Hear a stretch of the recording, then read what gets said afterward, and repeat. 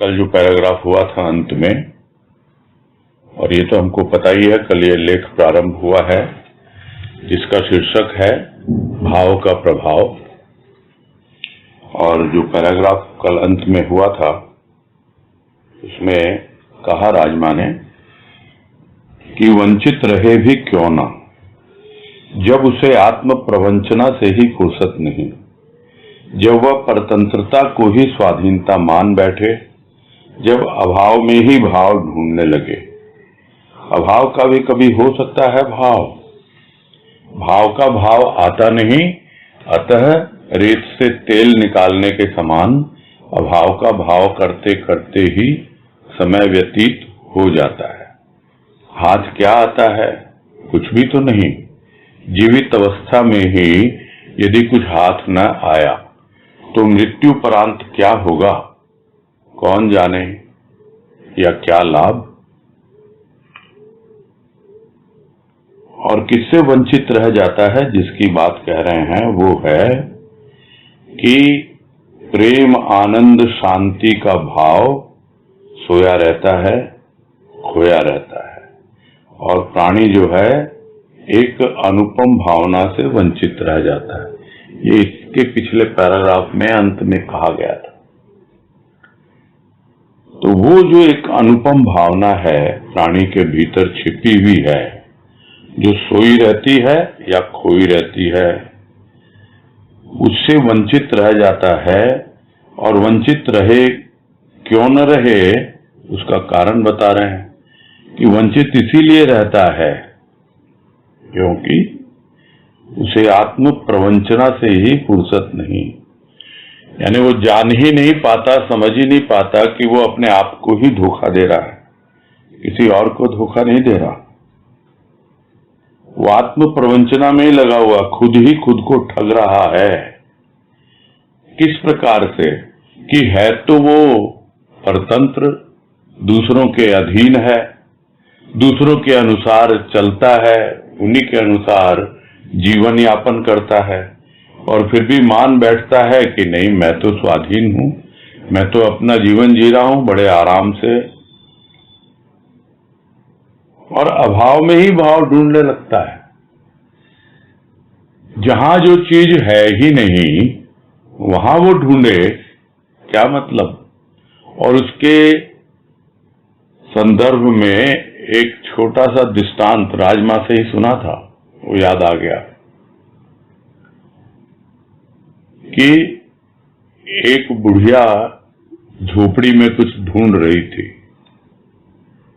और वहां से एक महात्मा जी निकले, देखा झोपड़ी में बुढ़िया कुछ ढूंढ रही है, तो आवाज लगा के पूछा क्या ढूंढ रही हो माई? बोला मेरी सुई खो गई है, वो सुई ढूंढ रही हूं। सुई ढूंढ रही हूं? कहाँ ढूंढ रही हूं? झोपड़ी में। तो खोई कहाँ थी? खोई कहाँ थी वो तो पता नहीं। हाँ, फिर सोचने लगी, अच्छा बाहर बैठ करके मैं कुछ सिलाई कर रही थी, उस सुई से सिल रही थी, हो सकता है उसी वक्त छूट गई हो, हाथ से इधर उधर गिर गई। तो बोला जहां खोई है वहीं तो ढूंढोगे ना तुम, या कि कहीं और ढूंढने जाओगे। खोई है तुम्हारी बाहर और ढूंढ रहे हो भीतर, क्या मतलब है। जहां खोई है वहीं पे मिलेगी।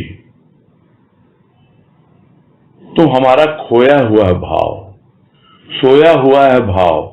यह तो कोई संत आता है हमारे जीवन में जो बताता है कि अभी भी तू अभाव में ही भाव ढूंढ रहा है, अभाव में भाव नहीं मिलेगा। क्या अभाव में भी कभी भाव हो सकता है? यह सारी दुनिया तो तुझे अभाव देने के लिए प्रस्तुत है, तेरे खुद के विचार ही उन अभावों से हमेशा प्रभावित रहते हैं। तो फिर क्या कभी भाव का प्रभाव पड़ेगा तुझ पर? यह अभाव का प्रभाव हमारे अंतःकरण पर इतना ज्यादा मोटा एक लेयर चढ़ा देता है, एक सतह बन जाती है ऊपर में, कि यदि भाव आता भी है तो उसका प्रभाव पड़ता ही नहीं। और फिर खोज रहा है वो अभाव में। तो अभाव में कभी भाव हो सकता है? क्यों खोज रहा है अभाव में भाव? क्योंकि उसको भाव का भाव नहीं आता, यानी भाव का मोल पता नहीं है, उसका मूल्य पता नहीं है अभी उसको। वो सोचता है अभाव से ही मैं भाव निकाल लूंगा। जिस तरह रेत से तेल निकालने की कोशिश करता है, पीसता रहता है, जैसे पता है उसको बीजों को पीसा जाता है तो उनसे तेल निकलता है, सरसों का, मूंगफली का, ये सब उसको पता है कि इस तरह से तेल निकाला जाता है। वो बालू को पीसता रहता है तो बालू में से कोई तेल निकलेगा।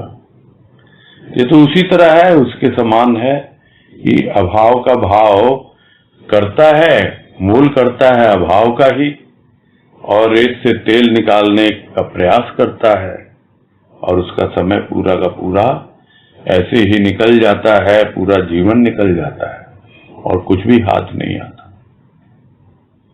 तो अगर जीवित अवस्था में ही कुछ हाथ में नहीं आया, कुछ उपलब्धि नहीं हुई, तो स्वाभाविक है, सोचना तो होगा ना कि मरने के बाद क्या होगा, मृत्यु उपरांत कौन जाने क्या होगा।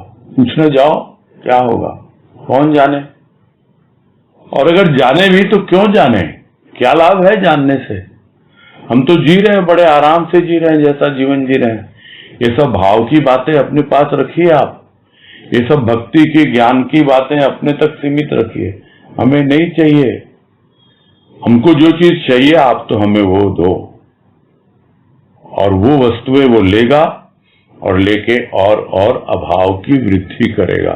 समझ में उसको आता नहीं है, और यही जीवन साधारण प्राणी जिए जा रहा है, न जाने कितने जन्मों से। बार बार जन्म लेता है, मृत्यु को प्राप्त होता है, न जानने की कोशिश करता है, और कोई उसको बताता भी है तो भी बोलता है जानने से क्या लाभ होगा, इंटरेस्ट ही नहीं है उसको उसमें। यही कहना चाह रहे हैं। आज कह रहे हैं सत्य का दर्शन करने की भौतिकवादी की और भक्तों की दृष्टि अलग अलग है। एक जो कुछ चर्म चक्षुओं से देखता है उसी पर विश्वास करता है, खुर्दबीन से देखे, दूरबीन से देखे, किंतु दिखना चाहिए। जो दृष्टि गोचर होता है वही सत्य है, ऐसा आग्रह है भौतिकवादी का। भक्तों की दुनिया तो अंतःकरण की दुनिया है, वे चर्म चक्षुओं से नहीं अंतःकरण से देखते हैं। जो उन्हें अंतःकरण से अनुभूत होता है, प्रतीत होता है, रसाप्लावित होता है, उस पर वे विश्वास न करें, यह असंभव है।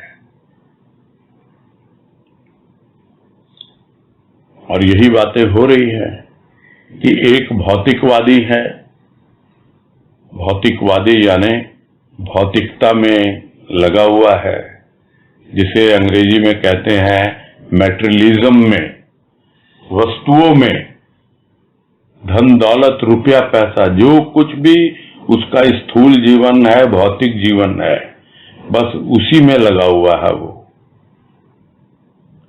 तो वो सत्य का दर्शन करना चाहे अगर, तो समझ में आता है उसकी दृष्टि कुछ और है। जब तक उसको अपनी आंखों से दिखलाई नहीं देता तब तक वो उसको मानता नहीं है। और यही सिद्धांत है, विज्ञान का भी सिद्धांत है कि आपकी कल्पना में कुछ आया, आपको कोई विचार आया, तो आप क्या करते हो? आप लेबोरेटरी में जाते हो, उस पर एक्सपेरिमेंट करते हो, खोज करते हो, और खोज करके कुछ निष्कर्ष निकालते हो उसका, और वो निष्कर्ष आप लोगों के सामने प्रस्तुत करते हो। लोग उसे देखते हैं और उस सिद्धांत को मानते हैं कि हाँ बिल्कुल सही है ये। तो दृष्टि ऐसी होती है भौतिकवादी की कि वो उसी को सत्य मानता है जो कुछ उसे इन चर्म चक्षुओं से, इन बाहरी आंखों से दिखलाई देता है। वो उसी पर विश्वास करता है, उसी को सत्य मानता है। खोजता है वो लेबोरेटरी में या बाहर खोजता है। खुर्दबीन से देखना यानी माइक्रोस्कोप से छोटे से छोटे कण दिखलाई देते हैं, सब ढूंढा है वैज्ञानिकों ने। और इसी के अनुसार एक एक मैटर का बताया है, किसमें कितने इलेक्ट्रॉन है, कितने प्रोटॉन है, कितने न्यूट्रॉन है, कितने पॉजिट्रॉन है, सब रिसर्च करके किससे बताया? खुर्दबीन से देखा, माइक्रोस्कोप से देखा, दूरबीन से देखा यानी टेलीस्कोप से। कितने ग्रह नक्षत्र हैं आकाश में, इतनी दूर स्थित हैं, सबकी गिनती करके बतला दी। इतनी इतनी गैलेक्सीज है, इतना कुछ है। तो सब कुछ दिखना चाहिए उसको, तब तो वो उस पर विश्वास करेगा, तब तो वो उसको सत्य मानेगा, और नहीं तो नहीं, सत्य नहीं मानता है। तो यही उसका आग्रह है भौतिकवादी का, कि जो कुछ भी दिखलाई देता है, दृष्टिगोचर होता है, वही सत्य है। हमेशा यही आग्रह करता है कि तुम बात करते हो भाव की, तुम बात करते हो भक्ति की, ज्ञान की, चलो हमको दिखलाओ, करके दिखलाओ, बस तब हम माने। तो ये उनकी दृष्टि है, किंतु भक्तों की दृष्टि वो तो अलग है, बिल्कुल अलग। वो चर्म चक्षुओं से नहीं देखते हैं, वो तो अपने भीतर की आंखों से देखते हैं, अपने अंतःकरण से देखते हैं। क्यों? क्योंकि भक्तों की दुनिया यह भौतिक दुनिया नहीं है, वो आंतरिक दुनिया है, भीतर की दुनिया है। जो कुछ भी उन्हें अपने भीतर अनुभव हो रहा है, जो कुछ भी उन्हें थोड़ा बहुत प्रतीत होता है, ये दो अवस्थाएं होती हैं। प्रथम थोड़ा सा प्रतीत होता है, यानी हल्का हल्का अनुभव सा होता है, और वो अनुभव जब और बढ़ने लगता है तब वो अनुभूति का रूप लेने लगता है। तो जो कुछ भी उन्हें अपने अंतःकरण में अनुभूत होता है या प्रतीत होता है, और इतना ही नहीं, पूरी तरह रस से सराबोर कर देता है उनके अंतःकरण को, रसाप्लावित, जैसे पूरा का पूरा उसमें सराबोर हो गया, भर गया पूरी तरह रस से उनका अंतःकरण। तो उस पर विश्वास न करें, यह तो असंभव है, क्योंकि उसे अनुभव हो रहा है। अब वो कहां दिखाए उसको, किसको दिखाए? तभी तो राजमा ने कहा अपने एक भजन में, किसे सुनाएं किसे दिखाएं, मन ही मन मुस्कान उठे। यानी कोई समझने वाला नहीं है इसको। और विशेषकर यह भौतिकवादी जो पूरा का पूरा जीवन इस स्थूल में ही पूरा व्यतीत कर देते हैं, रमा हुआ उनका जीवन, उससे आगे उनकी सोच ही नहीं है, उससे परे या उसके अलावा कुछ हो भी सकता है उनकी दृष्टि में आता ही नहीं। और कोई बातें करता भी है, करके दिखलाओ, हमको हमारे सामने प्रस्तुत करो। कोई बोले भगवान है, बोला हमारे सामने दिखलाओ, कहां है भगवान? तो इस तरह की सोच होती है भौतिकवादी की। और भक्त की सोच क्या है? वो तो जो कुछ भी अनुभव हो रहा उसको अपने भीतर में हो रहा है, और उसको वो नकार नहीं सकता, बल्कि उसका विश्वास और दृढ़ होता चला जाता है। आगे है, किसी के नेत्रों में ज्योति नहीं होती, फिर भी वह संसार में आता है, जीवन यापन करता है, व्यवहार करता है। संसार को न देख पाने के कारण संसार के अस्तित्व को नकार नहीं पाता। भौतिकवादी के पास नेत्र नहीं अंतःकरण के, वह नित्य प्रतिदिन ईश्वर के ऐश्वर्य का उपभोग तो करता है, दर्शन नहीं कर पाता, अतः ईश्वर को नकार ही देता है। और इतना सुंदर उदाहरण देकर के बतलाया यहां राजमा ने कि एक जन्मांध है, यानी जन्म से ही अंधा है, उसकी आंखों में कोई ज्योति नहीं है, देख नहीं पाता है। वो आ गया इस दुनिया में, इस संसार में, वो अपना जीवन भी यापन कर रहा है, जी रहा है, लोगों से व्यवहार भी करता है और बड़े आराम से जीता है। वो देख नहीं पाता इस संसार को, इस सृष्टि को, इस दुनिया को, किंतु वो इसके अस्तित्व को भी नकार नहीं पाता है।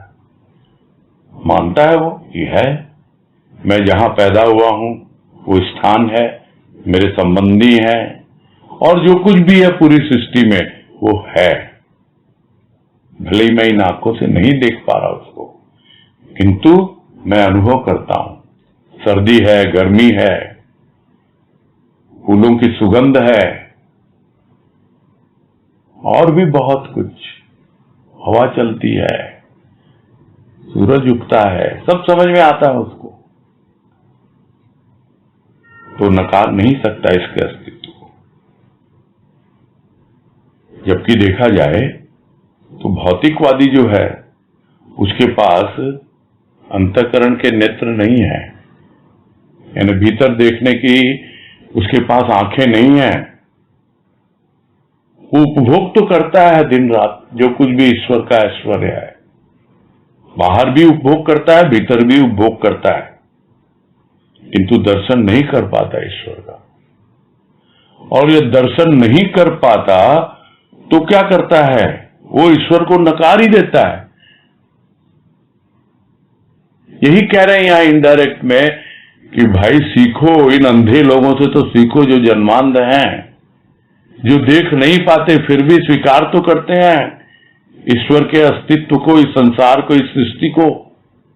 और तुम्हारे पास भीतर की आंखें नहीं है, सब कुछ तुम भी एंजॉय कर रहे हो, सबका लाभ उठा रहे हो, और देख नहीं पा रहे ईश्वर को क्योंकि भीतर की आंखें नहीं है।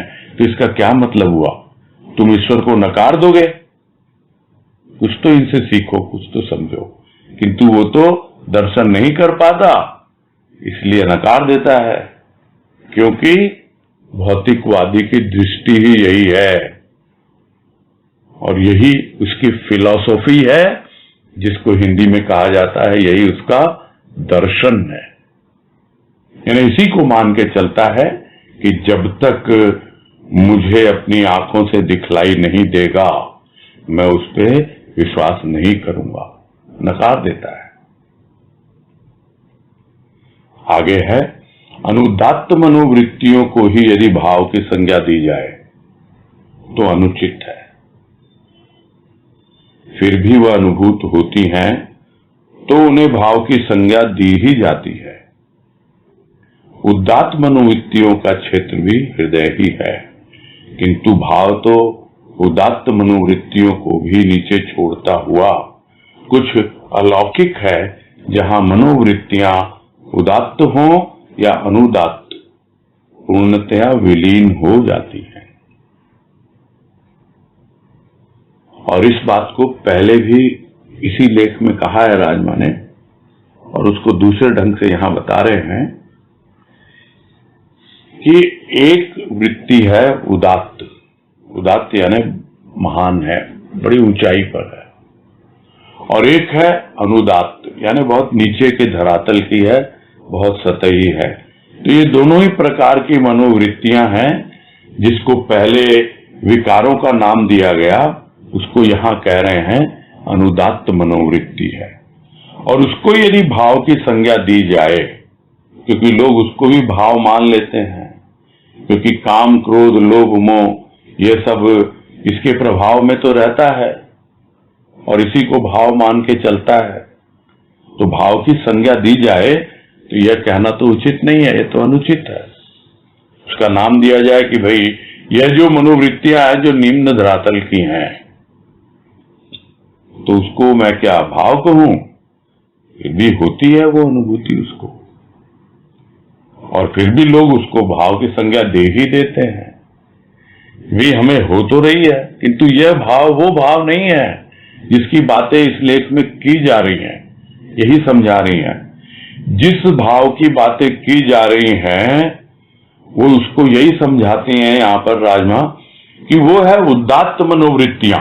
तो सबसे पहले उसमें आइए आप, यानी जो अपने निम्न धरातल पर अनुदात्त मनोवृत्तियों में खेल रहे हैं, वृत्तियां हैं, चित्त में है, फिर वो मन में आती हैं, विचार बनने के पहले कुछ अपना खेल दिखलाती हैं, तो उनका क्षेत्र कहाँ है? हृदय में। और अनुदात्त मनोवृत्तियां, उनका क्षेत्र भी हृदय ही है। जो पहले भी बात हुई कि किस प्रकार वृत्तियां चित्त से हृदय में और हृदय से मन में जाती हैं। किंतु भाव क्या है? जिस भाव की यहां बातें हो रही है वो भाव तो उदात्त मनोवृत्तियों को भी नीचे छोड़ देता है और कुछ ऐसी अवस्था में पहुंचा देता है जो बिल्कुल अलौकिक है। और वो अलौकिक अवस्था क्या है? जहां दोनों प्रकार की वृत्तियां, मनोवृत्तियां, चाहे वो उदात्त हो या अनुदात्त हो, यानी निम्न धरातल की हो या उच्च धरातल की हो, वो वहां पहुंचा देती है उस अवस्था में जहां दोनों प्रकार की मनोवृत्तियां पूरी तरह विलीन हो जाती हैं, यानी दिखाई ही नहीं देती, अनुभव में ही नहीं आती, जिसको हम अपनी सत्संग की भाषा में कहते हैं कि हम सुख दुख दोनों से ऊपर उठ जाते हैं। उदात्त मनोवृत्तियां सुख की अनुभूति देती है, अनुदात्त दुख की अनुभूति देती है। किंतु जब भाव में आता है, जिस भाव की बातें यहां हो रही हैं, लोग कहने को तो भाव की संज्ञा दे देते हैं कि जो अनुभव में हृदय में आई वही भाव है, और ये हमें हृदय में अनुभव में आती है जो निम्न धरातल की है। क्यों आती है? वो बार बार यही तो कह रहे हैं शुरू से कि उसी का काम पड़ता रहता है। और गुरुदेव ने भी एक वाणी में बताया कि यह दुख बार बार क्यों आता है? अति परिचित ही तो आएगा, यही जवाब दिया गया। वो तुम्हारा बहुत पुराना परिचय है उससे, वही बार बार आएगा। उसी तरह ये जो निम्न धरातल की मनोवृत्तियां हैं, इनसे बहुत पुराना परिचय है, यही बार बार आती हैं और हम उनको भाव की संज्ञा दे देते हैं। और या फिर थोड़ा सोचते हैं कि उदात्त मनोवृत्ति आ गई, थोड़ी ऊंची अवस्था हमारी बन रही है, हमें बड़े सुख की अनुभूति हो रही है, अच्छा लग रहा है, वो तो रहा है हृदय में। किंतु जिस भाव की बातें यहां हो रही है वो इन दोनों प्रकार की मनोवृत्तियों से ऊपर उठा देता है और ये दोनों ही पूर्णतया विलीन हो जाती हैं भाव की उस अवस्था में। आगे है, हृदय केवल दाहक अनुभूतियों का ही क्षेत्र नहीं, कभी कभी ऐसे भी क्षण आते हैं जब सुकोमल भावनाओं के पुष्प विकसित होते हैं, किंतु यह पुष्प खिलते हैं संसार के आधार पर और संसार के लिए, अतः संसार के ही पग तले रौंद दिए जाते हैं। क्या कहा जाए, सत्यवचन, एकदम सटीक सीधा सीधा एकदम स्टेटमेंट है ये, कि ऐसा नहीं है कि हृदय में हमेशा ये दाहक अनुभूतियां ही होती रहें, ऐसा नहीं है कि हम हमेशा चिंता में, क्रोध में, उसमें ही जलते रहें, ऐसा नहीं है। ऐसे क्षण भी आते हैं हमारे जीवन में जहां हमारे भीतर जो छोटी छोटी सुकोमल भावनाएं हैं उनकी कलियां खिलने लगती हैं, थोड़ा पुष्प बन के विकसित होने लगती हैं, होती है। हमारे भीतर भी प्रेम उमड़ता है, हम भी लोगों को प्यार करने लगते हैं, उनके साथ अफेयर में लग जाते हैं, एक दूसरे के साथ पुष्प खिलते हैं। ये किसके आधार पर? संसार के आधार पर। अब मानी बात है, संसार के आधार पर खिलते हैं और संसार के लिए ही खिलते हैं। यानी हमने किसी से प्यार किया, उसने भी हमसे प्यार किया, तो दोनों एक दूजे के लिए हो गए। संसार में बहुत सुनने को आता है, हम तुम्हें समझते हैं, जानते हैं, मानते हैं, तुम हमारे मित्र हो, और वो भी कहते हैं हम भी तुम्हें जानते हैं, मानते हैं, तुम हमारे मित्र हो। तो इस तरह यह जो सुकोमल भावनाएं हैं उनके पुष्प विकसित तो होते हैं, किंतु किसके लिए? संसार के लिए। क्यों? क्योंकि ये संसार के आधार पर ही खिल रहे हैं, और एक समय आता ही आता है जब ये संसार के पग तले रौंद दिए जाते हैं। यानी वही जिस रिलेशंस को लेकर के हम इतने ज्यादा पॉजिटिव हो जाते हैं, इतने ज्यादा टची हो जाते हैं, इतने ज्यादा हम जिसको कहते हैं भावनात्मक हो जाते हैं, वही सब हमारा इमोशनल ब्लैकमेल करते हैं।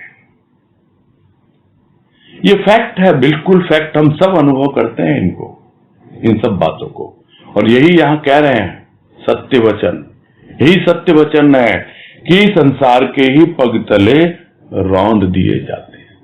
ये अवस्था होती है जब आप उसकी अनुभूति करते हो अपने हृदय में थोड़ी बहुत कोमल भावनाओं की, और संसार के द्वारा करते हो तो वो संसार के लिए ही होता है, और वो संसार के द्वारा ही मिटा भी दिया जाता है। आगे है, सत और असत भावों की गंगा यमुना में प्राणों की व्याकुलता का कलंक धोना चाहता है प्राणी, किंतु असत जब सद्भाव में और सत जब महत भाव में सम्मिश्रित होता है, तभी प्राणों की व्याकुलता का दाग प्राणी की चूनर से छूट पाता है। सत असत भाव से मुक्ति सायास भी मिल सकती है, किंतु सहज भाव की तल्लीनता में अनायास ही सत असत भावों का होता है विलय। पीछे खींचता हुआ बायां असद रूपी पग, आगे बढ़ता हुआ सत्य रूपी दाहिना पग, दोनों पृथ्वी के धरातल को छोड़ बढ़ उठते हैं अनंत आकाश की ओर।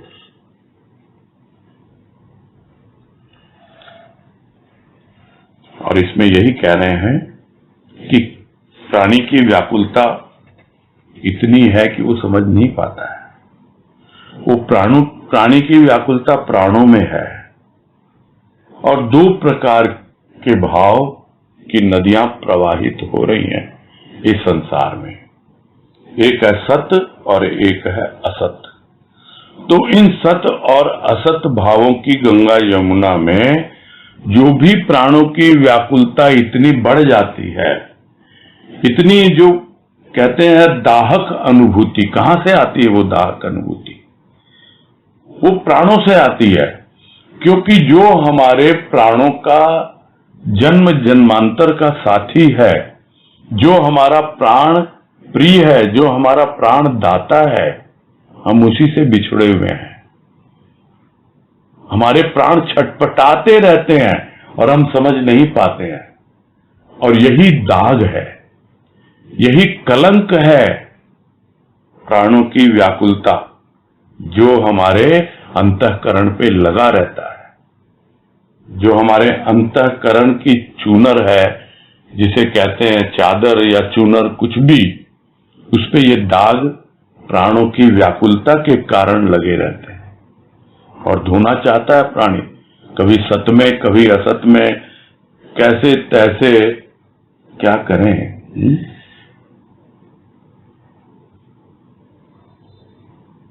कोई एक भजन सुना था कुछ दिनों पहले, मैली मैली चदरिया कैसे धोऊं, गंगा में धोई जमुना में धोई, दाग छूटे ना कैसी धोई, कैसी धोई, छूटेगा नहीं दाग। सत और असत की गंगा यमुना में कितना ही धो लो तुम, धोना चाहता है उस कलंक को, किंतु नहीं छूटता दाग। कैसे छूटेगा उसका तरीका बता रहे हैं कि जब असत जो है उसको आप शामिल कीजिए सत में, यानी सद्भावों में। यानी जो भी आपका तमोगुण है उसकी जितनी भी कालिख लगी हुई है प्राणों पर, उसको आप पहले लाइए सतोगुण पे। और सतोगुण पे जिसको हम कहते हैं कि सतोगुण है क्या, पॉजिटिविटी, तमोगुण है क्या, निगेटिविटी। यहां उसको असत और सत का नाम दिया गया है। तो जितनी भी निगेटिविटी है, जितना भी असत है, उसको सत भावों में शामिल करना है पहले, और उस सत को कहां ले जाना है, महत भाव में। यानी सिर्फ सतोगुण से ही नहीं होगा, जितनी भी पॉजिटिविटी आती है उसको हमको और ऊंचाई की ओर ले जाना है और महानता की ओर ले जाना है। नहीं तो लोग सतोगुण में ही जीते हैं और ये मान बैठते हैं कि भाई हम तो बहुत बढ़िया जीवन जी रहे हैं, हम तो प्रभु की भक्ति कर रहे हैं। नहीं, तुम्हें तो सतोगुण से भी परे जाना है, तुम्हें तो गुणातीत होना है। इस बात को जब तक नहीं समझेगा प्राणी, तब तक प्राणों की व्याकुलता का दाग नहीं छूटता। और जिस दिन महत भाव में सम्मिश्रित हो जाता है और वो अपने लक्ष्य की ओर आगे बढ़ने लगता है, तो धीरे धीरे प्राणों की जो व्याकुलता है वो प्राणी की चूनर यानी उसके अंतःकरण से वो दाग धीरे धीरे फेड आउट होने लगता है, हल्का पड़ने लगता है और समय पाकर छूट भी जाता है। इस प्रकार से क्या हुआ, सत असत भाव से मुक्ति मिल जाती है। तो यह मुक्ति सायास भी मिल सकती है, सायास यानी अभ्यास के द्वारा, प्रयास के द्वारा।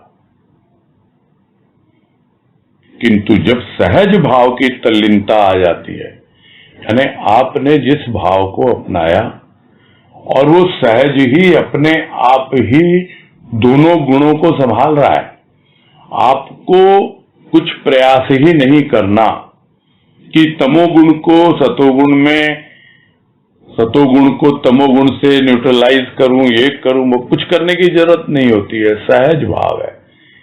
आपने एक ऐसा फार्मूला अपने अंतःकरण में, अपने मन बुद्धि चित्त अहंकार में सेट कर लिया, जहां पर ये केमिकल रिएक्शन अपने आप चलता रहता है, आपको कुछ करना ही नहीं होता। निगेटिविटी आएगी, पॉजिटिविटी न्यूट्रलाइज कर देगी और आप तो सहज भाव में आराम से जी रहे हो, उसकी तल्लीनता में हो, तो अनायास ही ये सत और असत भावों का विलय हो जाता है। विलय हो जाता है यानी दोनों एक दूसरे में घुल जाते हैं, न्यूट्रलाइज कर देते हैं एक दूसरे को। तो यह जो थ्योरी कभी हमने सुनी होगी, बहुत पहले से ही गुरुदेव की कृपा से मेरे मन में यह भाव आया था कि हमको पॉजिटिविटी भी कितनी चाहिए जितनी हमारे भीतर निगेटिविटी है। और एक बार पॉजिटिविटी निगेटिविटी न्यूट्रलाइज हो जाए, बस हम सहज भाव में अपना जीवन जिए। और जो मार्ग हमने अपनाया, जिस तरीके से जो कीमिया, जो प्रोसेस हमको समझ में आई कि इस तरह मैंने न्यूट्रलाइज किया है निगेटिविटी को पॉजिटिविटी के द्वारा, बस उसको अपना करके आप तो निश्चिंत हो गए और वो एक सहज प्रक्रिया बन जाती है और आप सहज भाव में आराम से उसमें तल्लीन रहते हो और अपने आप ही दोनों का विलय होता रहता है। ऐसा नहीं है कि गंदगी नहीं आती है, बाहर से आती है, अपने आप ही आपने वो व्यवस्था कर रखी है ताकि उसकी सफाई हो जाती है। इतना सिंपल हो जाता है जी। और सहज भाव में जो करना है हमको, हम उसमें तल्लीन रहते हैं। और आगे कह रहे इतना ही नहीं है, जो बायां पांव वो क्या करता है, पीछे खींचता है जब हम आगे बढ़ते हैं। जरा देखें, दाहिना पांव तो आगे बढ़ना चाहता है किंतु बायां पांव तो उठना ही नहीं चाहता, वो वहीं खड़े रहना चाहता है। और यही हाल है, वो निगेटिविटी हमको आगे बढ़ने ही नहीं देती है। हम तो पॉजिटिविटी से बढ़ाना चाहते हैं, किंतु जब सब कुछ सहज हो जाता है तो पीछे खींचता हुआ बायां असद रूपी पग, आगे बढ़ता हुआ सत्य रूपी दाहिना पग, दोनों बस अपनी यात्रा पर निकल पड़ते हैं। दोनों पृथ्वी के धरातल को छोड़ बढ़ उठते हैं अनंत आकाश की ओर। तो पृथ्वी के धरातल को तो फिजिकली कितना छोड़ेंगे भौतिक रूप में। यहां भाव यही है कि फिर जमीन पे रहते हुए भी, पृथ्वी पे रहते हुए भी पृथ्वी पे नहीं रहते। और प्रेम की उस अवस्था का वर्णन बहुत से कवियों ने किया है, और मुझे तो वो गाना याद आ रहा है जिसके शब्द हैं, आजकल पांव जमीन पर नहीं पड़ते मेरे। फिर जमीन पर पांव पड़ते ही नहीं है, फिर तो हवा में उड़ते हैं। और यही कह रहे हैं आप, बढ़ उठते हैं अनंत आकाश की ओर। वो अवस्था बन जाती है प्राणी की। प्राणी जो ढूंढता है वही प्राप्त करता है। ये आगे कह रहे हैं, जो ढूंढता है वही प्राप्त करता है। साधारण दृष्टि संसार में गुण ढूंढती है या अवगुण। गुण अवगुण की अन्वेषक दृष्टि अपने प्रभु के दर्शन करे, यह असंभव ही है। भावमयी दृष्टि ही यत्र तत्र सर्वत्र अपने प्रिय को ढूंढती है, अतः प्रिय का दर्शन करती है। मोहन के प्रति सम्मोहित सी हुई दृष्टि केवल अपने मनमोहन की ही अनुगामिनी होती है। तो यह तो सब जानते हैं कि प्राणी जो ढूंढता है वही प्राप्त करता है। तो जो खोजेंगे वही मिलेगा।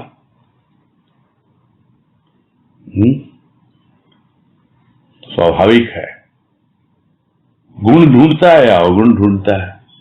जिसको एक वाणी में भी कहा गुरुदेव ने, है रे दोष खोजता है, प्राप्ति भी सुख कर नहीं।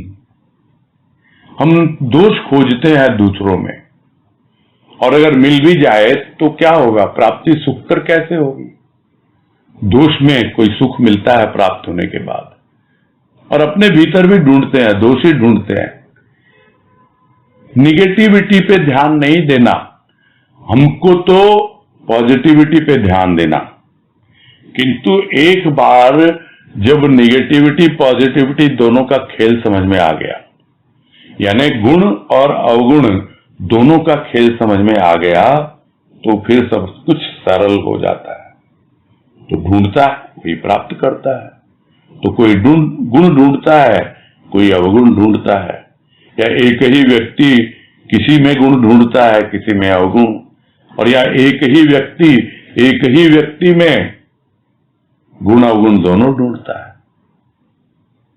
तो यह तो अन्वेषक की अपनी दृष्टि है। और यदि उस दृष्टि से यदि प्रभु के दर्शन कर पाएगा, तो यहां कह रहे हैं वो तो असंभव है।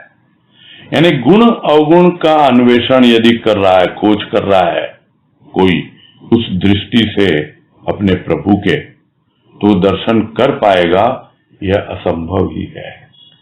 यह ऐसा क्यों कहा, इसको थोड़ा समझना है।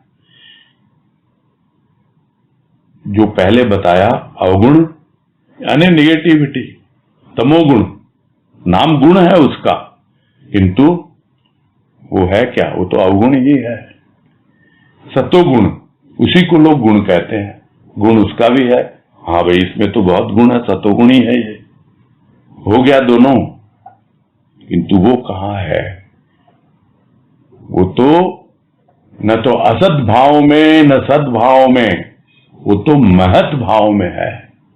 यानी जब असत सत में और सत महत में सम्मिश्रित होता है, तब मिलता है वो जिसको वो ढूंढ रहा है, वो प्रभु जिसका वो दर्शन करना चाहता है। गुण अवगुण में अगर ढूंढेगा तो वो नहीं मिलेगा, असंभव है। भावमयी दृष्टि होती है तब समझ में आती हैं चीजें, क्योंकि उस वक्त तो वो इन सबसे ऊपर उठ चुका होता है। वो तो यत्र तत्र सर्वत्र, यानी यहां वहां जहां तहां, मत पूछो कहां कहां, सब जगह वो देखता है। उसकी दृष्टि अपने प्रिय को ही ढूंढती है और उसी को ढूंढती है, इसीलिए उसी का दर्शन मिलता है उसको। तो वो कौन है मोहन? वो मोहन है उसका प्रभु, उसका इष्ट, और उसके प्रति वो सम्मोहित सी होती हुई है कि खींच रहा है वो मुझे, बुला रहा है मुझे, आकर्षित कर रहा है मुझे। तो वो दृष्टि जो है उसी के प्रति आकृष्ट होती है और अपने मनमोहन की जो दृष्टि है उसी दृष्टि की अनुगामिनी बनती है। यानी जो दृष्टि वो देता है उसका प्रिय उसको, और वो क्या दृष्टि देता है उसको? उसने तो भाव दे दिया, उसने भाव की दृष्टि दे दी। तो भाव की दृष्टि से किसको ढूंढना है, किसको खोजना है? उसी को खोजना है जिसने वो भाव दिया है। मुझे देख, तो मुझे कब देखेगा? जब मेरी दृष्टि से देखेगा, मेरी आंखों से देख, उसकी आंखों से देखेगा, भाव की दृष्टि से देखेगा, तब उसे देख पाएगा और उसी के लिए वो सम्मोहित हो रहा है। अब आंखें वही देखेंगी जो वो दिखलाएगा। सम्मोहन क्या है? सम्मोहन इतना ही है, हिप्नोटाइज जिसको कहते हैं। फिर जो हिप्नोटाइज कर देता है और जिसके सम्मोहन में हिप्नोटाइज्ड यानी दूसरा व्यक्ति आ जाता है, बस वो वही देख पाता है जो वो दिखलाता है। वैसे ही है, भाव की दृष्टि ऐसी ही होती है, जो प्रभु उसे दिखलाना चाहता है वही वो देख पाता है और उसी की अनुगामिनी होती है वो दृष्टि, यानी उसी के अनुसार उसके पीछे पीछे ही चलती रहती है। जैसे किसी ने सम्मोहित कर दिया, बस हम उसके पीछे पीछे चले जा रहे हैं, वैसे ही उसके पीछे पीछे ही चलते रहते हैं। आगे है, हृदय को प्रभावित करती हुई दूषित भावनाएं या असद भाव हृदय की कली को कुंभलाकर जीवन को नीरस और वेदनामय बना देते हैं। हृदय मिला रस संचय के लिए, रसानुभूति के निमित्त यदि रस ही चुक गया तो हृदय की धड़कन का भी क्या लाभ? बल्कि यदि यूं कहा जाए कि संचित रस का प्रतिरूप ही हृदय है तो अतिशयोक्ति नहीं। और यहां इसमें आगाह कर रहे हैं राजमा कि एक बात तुम समझ लो और पता लग गया कि भाव में ही दृष्टि है और भाव का ही संचय करना है तुमको, और भाव के ही रस में तुम्हें सराबोर रहना है और सहज रूप से उस भाव की तल्लीनता में ही अपना जीवन यापन करना है। तो तुमको क्या करना होगा? बचना होगा। ये जो प्रभावित करती है दूषित भावनाएं या असद भाव, जो हृदय की कली को कुम्भला देती है, और कुम्भला देती है तो जीवन जो है नीरस हो जाता है, कोई रस नहीं रहता फिर अंतःकरण में, उसके हृदय में। और जब नीरस हो जाता है तो पूरी तरह से कष्टमय जीवन हो जाता है। तो ये जीवन को वेदनामय और नीरस बना देते हैं। कौन? ये दूषित भावनाएं या कहा जाए कि असद भाव। तो एक बार भाव की अनुभूति हो, बच के रहना है। और यह भी राजमा से ही सुना था कि एक बार हृदय की कली खिलने लगे तो क्या उसे गर्म जल से सिंचित किया जाता है उस पौधे को?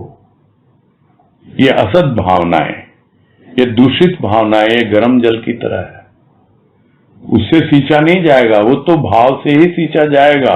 जब हृदय की कली खिलने लगेगी तब जाके भीतर की जो नीरस भावनाएं दूर होती हैं, जो भी वेदना है, जो भी कष्ट भीतर है, वो दूर होता है। और हृदय मिला किस लिए था?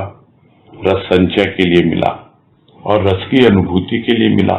और इष्ट की कृपा से, सदगुरु की कृपा से वो रस की अनुभूति भी हो रही है, रस का संचय भी हो रहा है। तो ध्यान रखें जरा इस बात का कि यदि रस ही चुक गया मतलब खत्म हो गया।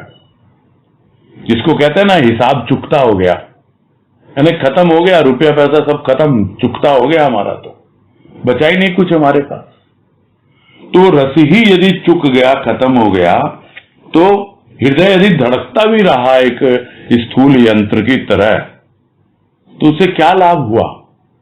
देने वाले ने दिया था, किंतु हमने क्या किया? उस रस का संचय किया, अनुभूति भी मिली, तो फिर क्यों लग गए फिर से इन असद भावनाओं में, दूषित भावनाओं में? यही यहां पे आगाह कर रहे हैं, बतला रहे हैं कि यदि रस ही चुक गया तो फिर दिल भी अगर धड़क रहा है, ऐसे जीवन से क्या लाभ है? इससे तो मरना ही अच्छा होता। तो पहले से सोच लें कि अगर उसकी कृपा से हमारे जीवन में कुछ परिवर्तन हुआ और हमें रस की अनुभूति हो रही है और रस का हमारे भीतर संचय हो रहा है, यानी एकत्रित हो रहा है, हमारा हृदय रस से आप्लावित है, पूरी तरह सराबोर है, तो क्यों आने दे इनको, दूषित भावनाओं को या असद भाव को अपने हृदय में? बस इसके प्रति सावधान रहना है। इसीलिए कह रहे हैं कि क्या लाभ हुआ उससे फिर यदि रस ही चुक गया तो? बल्कि यदि यूं कहा जाए कि संचित रस का प्रतिरूप हृदय है। जब तक हृदय में जो रस का संचय हुआ वो जब तक विद्यमान है तब तक ही हृदय कहलाएगा वो, और नहीं तो एक यंत्र मात्र है जो धड़क रहा है बस। तो अगर ये कहा जाए तो कोई अतिशयोक्ति नहीं है, कोई बढ़ा चढ़ाकर बात नहीं की जा रही है कि भाई तुम्हें जो मिला, रस मिला, उसे बचा के रखो और रस कमाओ, रस का संचय करो, उसको इधर उधर व्यर्थ में खर्च मत करो और इन असद भावनाओं से सावधान रहो। आगे है, सौभाग्य से वंचित है वह प्राणी जिसे भावुक मन नहीं मिला। भावुक मन ही साधक मन है, जो कण कण में जड़ चेतन से अपना भावमय संबंध स्थापित कर प्रत्येक मुहूर्त रसास्वादन करता है।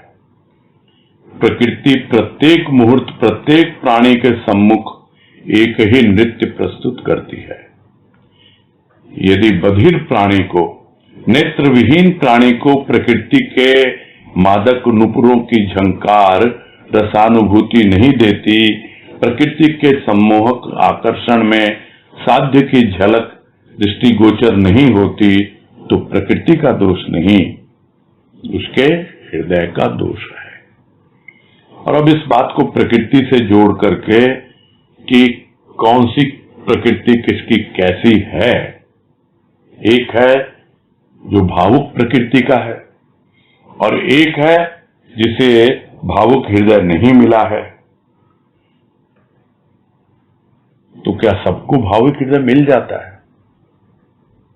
नहीं, भावुक हृदय भी बन सकता है यदि उसमें थोड़ा बहुत भी भावना का संचार किया जाए।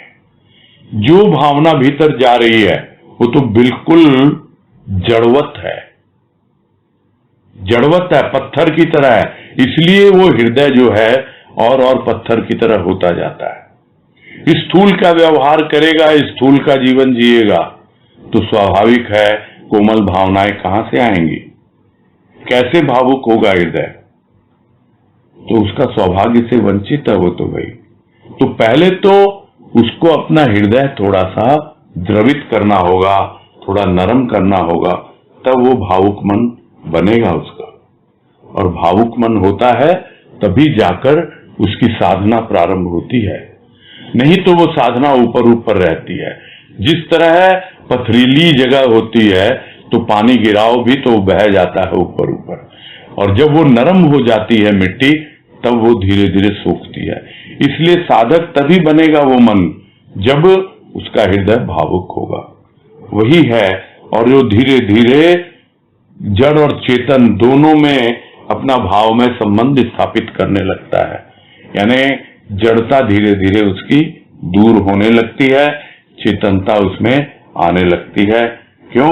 क्योंकि उसका जीवन अब भाव में होने लग गया, और प्रत्येक मुहूर्त ही वो उस भाव के रस का आस्वादन करता है। और प्रकृति क्या करती है? उसे ऐसा लगता है प्रत्येक मुहूर्त प्रत्येक प्राणी के सम्मुख नृत्य प्रस्तुत करती है। तो वो एक ही नृत्य है, एक है जो उसका रसास्वादन कर रहा है, और एक है जो नहीं कर पाता। क्यों नहीं कर पाता? क्यों? क्योंकि वो बधिर, यानी कान से सुनता नहीं उसको, और नेत्र विहीन अंधा है वो अंधा है, बहरा है। ऐसा प्राणी जो यदि कोई प्रकृति के मादक नुपुरों की झंकार होती भी है तो कैसे सुन पाएगा? और ये कान, ये आंख, ये कोई बाहर की नहीं है, ये भीतर की है। ये प्रारंभ होती हैं भावुक हृदय से, और जैसे जैसे भावुक हृदय साधक बनता है और धीरे धीरे प्रकृति से अपना संबंध स्थापित करता है, जड़ चेतन में उसकी खोज करता है और रसानुभूति उसे होने लगती है, तब समझ में आता है। नहीं तो उसके पहले जैसे कान होते हुए भी नहीं बहरा था, आंख होते हुए भी कुछ देख नहीं पा रहा था, तो वो उसकी झंकार की रसानुभूति नहीं उसको समझ में आती, और प्रकृति जो उसको कितना सम्मोहित कर रही है उसके आकर्षण को नहीं समझ पाती। तो साध्य जो है उसका, जहां वो पहुंचना चाहता है, वो तो हर जगह है, बाहर भी और भीतर भी, स्थूल प्रकृति में भी, सूक्ष्म प्रकृति में भी। तो पहले अपनी सूक्ष्म प्रकृति में थोड़ी कोमलता लाएं, थोड़ी भावुकता लाएं, तब धीरे धीरे भाव का आगमन होगा, और जो हमारा साध्य है, जो हमारा इष्ट है, उसकी झलक भी हमें दिखलाई देगी। और वो जो नूपुर की ध्वनि जो कह रहे हैं यहाँ, और उसे अलग अलग नाम दिए गए हैं, कुछ भी समझे, एक अलग हमारी जितनी ज्ञानेंद्रियां हैं, चाहे आंख है, कान है, नाक है, जिह्वा, कुछ भी है, वो सब अंतर्मुखी होने लगती हैं, तब हमको पता लगता है। तो इसमें दोष जो है प्रकृति का नहीं है, हृदय का दोष है। हृदय में आकर के भी वो अभी अपनी कठोरता को नहीं छोड़ पाया, अभी भी कोमलता नहीं आई, अभी भी भावुक नहीं हुआ उसका हृदय। और भावुक अगर हुआ तो भी वो भाव को पूरी तरह नहीं अपना पा रहा है, तभी अवस्था बनेगी। और नहीं तो प्रकृति को दोष न दो कि प्रकृति बाधक है, प्रकृति हमें आगे बढ़ने नहीं दे रही है। नहीं, अगर कमी कुछ है तो हम में ही है, ये बात हमको समझनी चाहिए। तो आज यही पूरा करते हैं, और पूरा करने के साथ साथ एक बात और अनाउंस करनी है, जो अब तक मैसेज आप लोगों को मिल चुका होगा, और इसमें भी आज जूम पर भी डाला गया है वो मैसेज। तो कुछ घरेलू कार्य होने की वजह से कल और परसों 2 दिन हम छुट्टी ले रहे हैं, यानी ब्रेक ले रहे हैं, और रविवार संडे से फिर से हम आपस में जुड़ेंगे 1 बजे वाली ही सत्संग में, और फिर से जहां अभी आज हमने छोड़ा है वहां से आगे बढ़ेंगे।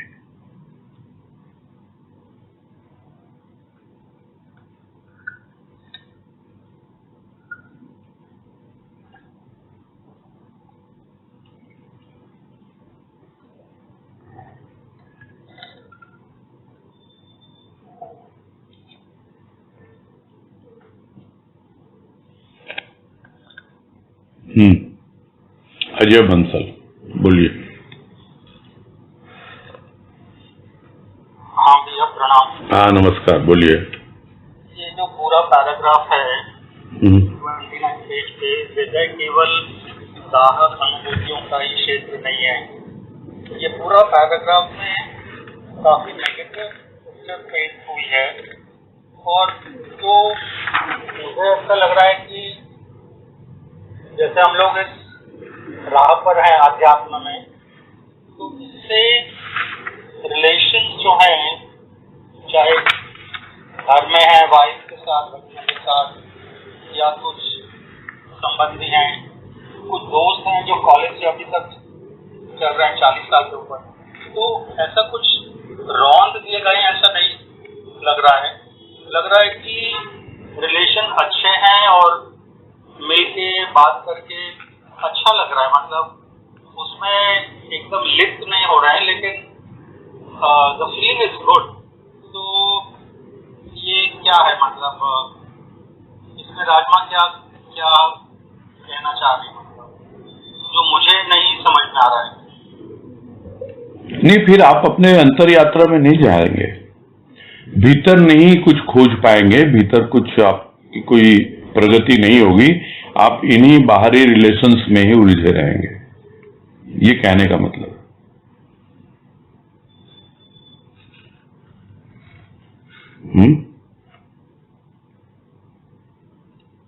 भाई यहाँ ये लैंग्वेज थोड़ी सरकास्टिक हो सकती है यहाँ, लेकिन भाई किसने विकसित की है सुकोमल भावनाएं तुम्हारी? संसार ने की है ना, संसार के आधार पे हुई है, संसार के लिए हुई है। और ये संसार कौन सा है? ये बाहर का संसार है, और बाहर का संसार है, उसी में रमे रहोगे। ठीक है, रौंद दिए जाते हो, थोड़ी सरकास्टिक भाषा हो सकती है, लेकिन इसमें भावार्थ इनका कहने का मतलब यही है कि फिर तुम यूं ही दुनिया में आए और यूं ही गए। जिसके लिए तुमको मानव जन्म मिला था, जो पहले भी एक लेख में आया था, है ना, पहला ही है मां नव, है ना, उसके ऊपर काफी डिस्कशन हुआ था। तो फिर गया आप, तो ठीक है, अच्छी फीलिंग होती है, लगे रहो उसी में, कोई प्रॉब्लम नहीं है। हर कोई तो बड़े आराम से ही जीना चाहता है ना, और उसी में अपने कंफर्ट जोन में ही रहता है, तो कोई प्रॉब्लम नहीं है किसी को भी। जो यहाँ कह रहे हैं उसमें यही है कि फिर आपका जो इनर डेवलपमेंट है वो कुछ भी नहीं होगा, यही है इसमें इनडायरेक्ट कहने का उनका मतलब। अगर लिप्त नहीं है उन रिलेशन में जी, तो भी नहीं है क्या? नहीं, लिप्त नहीं है, लेकिन क्या भीतर में लिप्त है? क्या भीतर बढ़ रहे हैं क्या? हम उन्हीं चीजों में उलझे रहते हैं, मतलब उसमें टाइम निकल जाता है हमारा, उसी सोशलाइजिंग में और लोगों से मिलना जुलना, ये करना, वो उसमें ही तो हमारा सारा समय निकल जाता है। तो फिर क्या रह गया हमारे पास? हम समय कहां दे पाते हैं उसको? ये प्रैक्टिकली हम अनुभव करते ही है ना।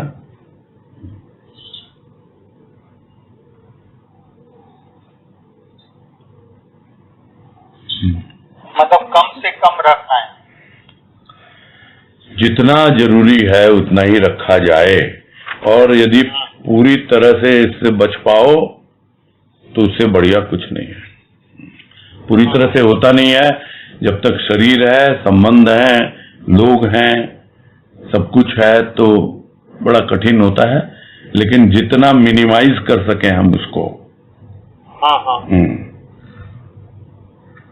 और नहीं तो ठीक है, कोई दिक्कत क्या है मुझे बताओ ना। If you are satisfied with your life, okay fine, thank you, कोई दिक्कत है ही नहीं किसी को। ये किसी को जाके कोई भी ऐसे उकसाता नहीं है। जितने भी संत महापुरुष हैं वो अपनी बात रखते हैं और यही कहते हैं आपको पसंद आए तो लीजिए, नहीं पसंद आए तो हमारी बात हमारी है, खत्म।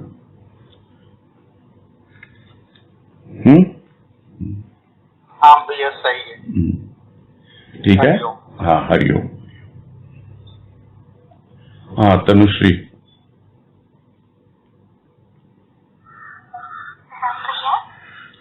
हाँ बोलो।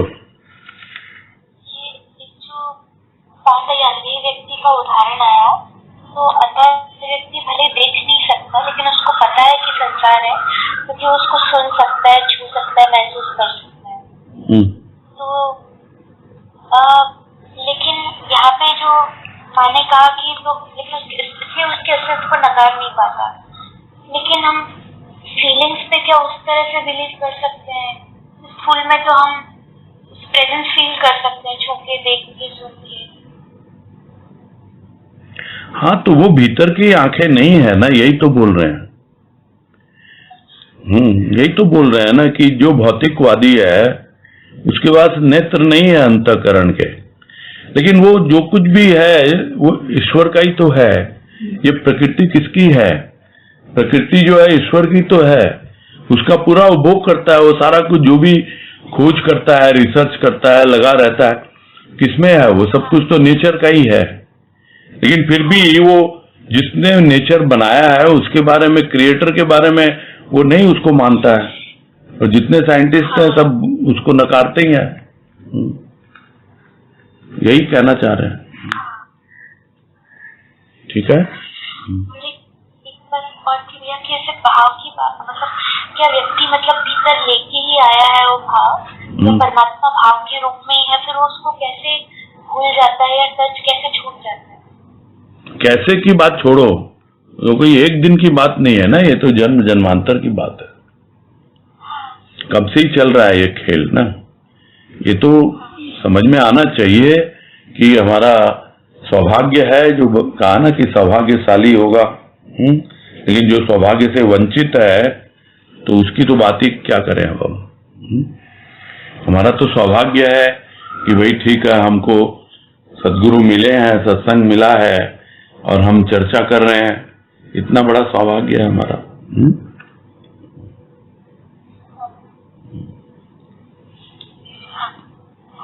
हाँ, ठीक है।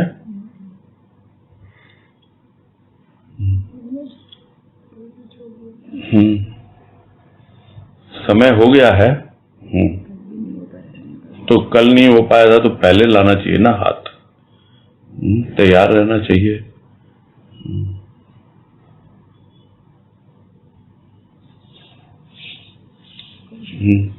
पूरा करते हैं। हरिओम दया जी। हाँ, हरिओम। हरिओम सबको। सबको हरिओम, सबको हरिओम। हरिओम। प्रणाम है। हरिओम।